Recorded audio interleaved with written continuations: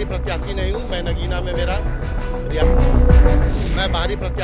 मैं नगीना में मेरा रिहाइश मैंने ले लिया है।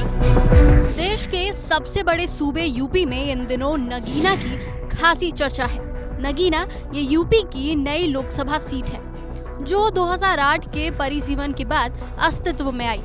जब से इस सीट पर चुनाव हो रहे हैं तब से आज तक यहाँ किसी भी एक दल का दबदबा नहीं रहा है।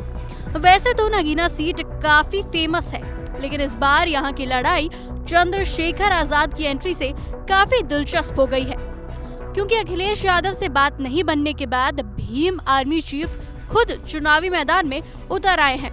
चलिए अब आपको बताते हैं कि नगीना से इस बार किस पार्टी का कौन सा प्रत्याशी चुनाव लड़ रहा है। बीजेपी ने ओम कुमार को प्रत्याशी बनाया है, तो सपा ने मनोज कुमार को मैदान में उतारा है। वहीं बसपा ने सुरेंद्र पाल को टिकट दिया। इसके अलावा आजाद समाज पार्टी के मुखिया चंद्रशेखर भी यहीं से ताल ठोक रहे हैं। अब नगीना का इतिहास जान लेते हैं। नगीना सीट पहले बिजनौर जिले के अंदर आती थी, लेकिन 2009 के चुनाव में इसे अलग कर दिया गया। अब बिजनौर जिले के तहत 2 संसदीय सीटें आती हैं, जिसमें एक सीट बिजनौर संसदीय सीट है तो दूसरी सीट का नाम नगीना है। नगीना सीट अनुसूचित जाति के लिए रिजर्व है। नगीना लोकसभा क्षेत्र का गठन कब हुआ ये तो आपने समझ लिया। अब देख लेते हैं इस सीट का सियासी समीकरण कि अब तक के चुनाव में यहाँ किस पार्टी ने अपना परचम लहराया। 2009 के लोकसभा चुनाव में सपा के यशवीर सिंह ने यहाँ विजय पताका लहराई।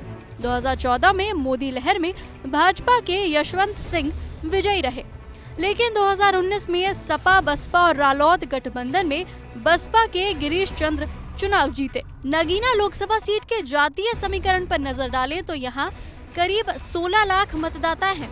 मुस्लिम वोटरों की संख्या 6 लाख है, तो वहीं अनुसूचित जनजाति के वोटर्स 3 लाख से अधिक हैं, जबकि करीब 30% हिंदू वोटर्स हैं।